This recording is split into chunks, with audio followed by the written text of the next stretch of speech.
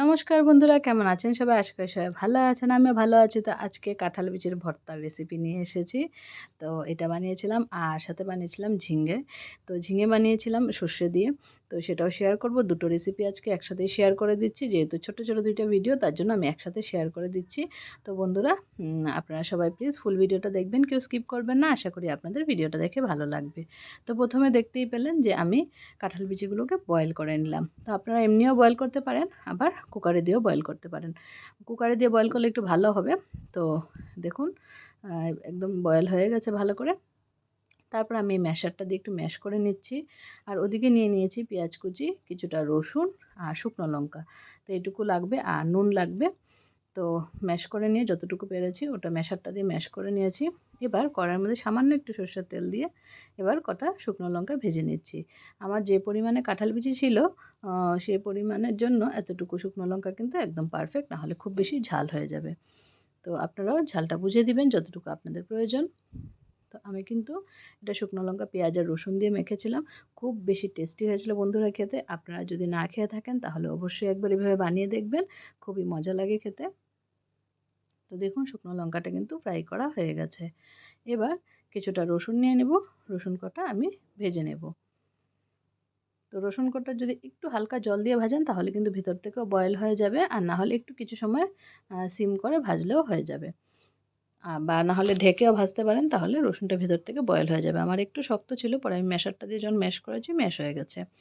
এদিকে দেখুন, আমি রসুনটা আর শুকনো লঙ্কাটা ভেজে নেওয়ার পর এবার কিছুটা পেঁয়াজ কুচি এটার মধ্যে দিয়ে দিলাম।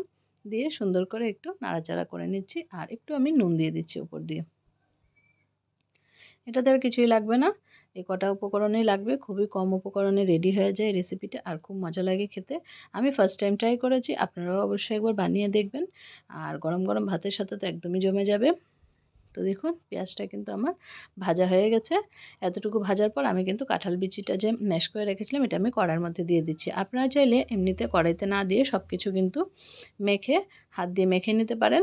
কাঁঠাল বিচির মধ্যে শুকনো লঙ্কাটা, রসুনটা আর পেঁয়াজটা দিয়ে মেখে নিতে পারেন। আমি কিন্তু একটু কড়াইয়ের মধ্যে নাড়িয়ে নিলাম, তাতে কিন্তু স্বাদটা আরও বেশি বেড়ে যাবে।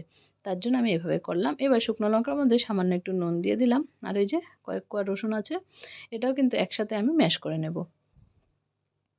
তো এভাবে করে আমি মিশিয়ে নিচ্ছি। বাকিটা কড়াইতে যখন দিব তখন কিন্তু নাড়াচাড়ায় মিশে যাবে। তো যেহেতু আমি এক হাতে ক্যামেরা ধরেছিলাম, তো কিছুটা আমি ম্যাশ করেছি, আর পরে কিন্তু আরেকটু ম্যাশ করে নিয়েছিলাম ক্যামেরাটা সাইডে রেখে, মোবাইলটা। তো তারপর আমি দিয়ে দিলাম কড়াইয়ের মধ্যে। এবার শুকনো লঙ্কা যেগুলো এমনি আছে সেগুলো একটু খুন্তি দিয়ে আমি নাড়াচাড়া করলে কিন্তু ভেঙে যাবে বা মিশে যাবে। আর কাঁঠাল বিচি কয়েকটা কিন্তু আমার একটু শক্ত শক্ত ছিল, হ্যাঁ একটু দানা দানা ছিল, সেগুলো আমি খুন্তির সাহায্যে একটু ভেঙে ভেঙে দিচ্ছি। আর হালকা হালকা দানা দানা থাকলেও কিন্তু খেতে খারাপ লাগবে না, বেশ ভালো লাগবে। তো দেখুন, সুন্দর করে নাড়াচাড়া করে নিচ্ছি। বাস, এটা কিন্তু এভাবেই রেডি হয়ে গেছে। এটা কিন্তু গরম গরম ভাতের সাথে খুব বেশি ভালো লাগবে। আপনারা অবশ্যই একবার এটা বানিয়ে দেখবেন। আর এই রেসিপিটা শেষ হওয়ার পর কিন্তু আমি ঝিঙে দিয়ে, সর্ষে দিয়ে ঝিঙে একটা রেসিপি বানিয়েছি, সেটাও আমি শেয়ার করে দিচ্ছি এই ভিডিওটার মধ্যেই। তো এটা আমি এখন নামিয়ে নেব। খেতে কিন্তু অপূর্ব হয়েছিল বন্ধুরা, আপনাদেরকে অনুরোধ রইল একবার অবশ্যই আপনারা বানিয়ে দেখবেন। তো আমি প্লেটের মধ্যে নামিয়ে নিচ্ছি। আপনারা ঝালটা বুঝে দিবেন, আপনাদের যতটুকু কাঁঠাল বিচি থাকবে সেই অনুযায়ী ঝালটা দিবেন। আমার খুব বেশি ছিল না, তার জন্য যতটুকু ছিল সেই পরিমাণের জন্য এতটুকু শুকনো লঙ্কা পারফেক্ট ছিল। একটু ঝাল ঝাল হয়েছিল কিন্তু, আর ভর্তা কিন্তু একটু ঝাল ঝাল হলে বেশ ভালো লাগে। আর কাঁঠাল বিচিটা একদম ভালো করে সেদ্ধ করে নেবেন, না হলে কিন্তু ম্যাশ হবে না। এই যে আমি কিন্তু সেদ্ধ করেছি, কিন্তু কুকারে করলে আরও বেশি ভালো হতো। তো নেক্সট টাইম ট্রাই করলে কুকারে করব, আর একদম কয়েকটা হুইসেল দিয়ে নিব, ৩-৪টে, যাতে একদম মানে গলে যায়। তাহলে কি হবে, একদম মাখাটা স্মুথ হবে আর আরও ভালো লাগবে। আর এভাবে কিন্তু ভালোই লেগেছে, খারাপ লাগেনি। তো দেখুন, নামিয়ে নিলাম। এবার ঝিঙের রেসিপিটা দেখাচ্ছি। তো এই যে দেখুন, সর্ষে দিয়ে ঝিঙে করেছিলাম, এটাও কিন্তু খুব টেস্টি হয় খেতে।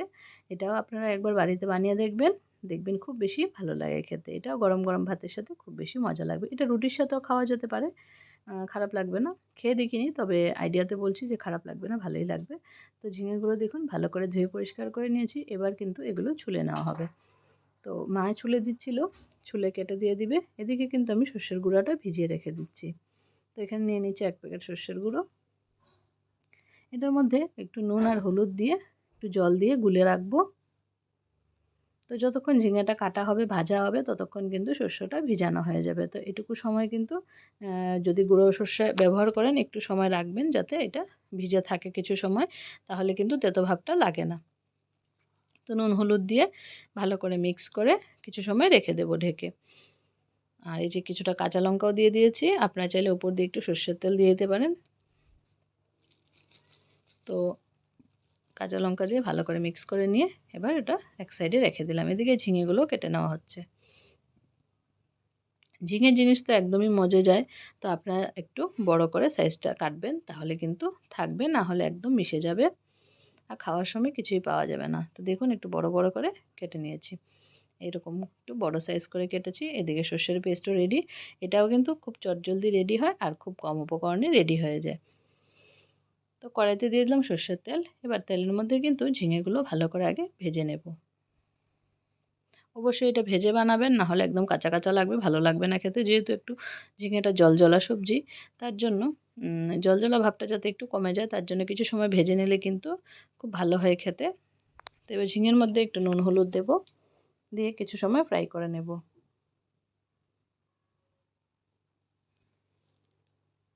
তো কিছু সময় এটাকে ভেজে নেব। নুন আর হলুদ দিয়ে দিয়েছি, দিয়ে এবার সুন্দর করে নাড়াচাড়া করে কিছু সময় ফ্রাই করব। ফ্রাই করার পর কিন্তু আমি সর্ষের পেস্টটা এটার মধ্যে অ্যাড করব। তো ঝিঙে যেহেতু কিছুটা তো জল বেরোবে আর একটু গলেও যাবে, মজে যাবে একদম। তো এটা এইভাবেই বানানো হবে রেসিপিটা, কিছু তো করার নেই। এই যে দেখুন অনেকটা কিন্তু গলে গেছে। আর আরও যদি ছোট করে দেওয়া হতো পিসগুলো তাহলে কিন্তু আরও বেশি গলে যেত, তার জন্য একটু বড় বড় রাখা হয়েছে। এই যে দেখুন এবার কিন্তু সর্ষের গুঁড়াটা এটার মধ্যে দিয়ে দিলাম, সর্ষের যে পেস্টটা আমি বানিয়ে রেখেছিলাম সেটা দিয়ে দিলাম। দেখুন কত কম হয়ে গেছে, তো কতগুলো দিয়েছিলাম আর কতটুকু হয়ে গেছে। তো আপনারা সেই বুঝেই বানাবেন, খেতে কিন্তু খুব বেশি টেস্টি হয় রেসিপিটা।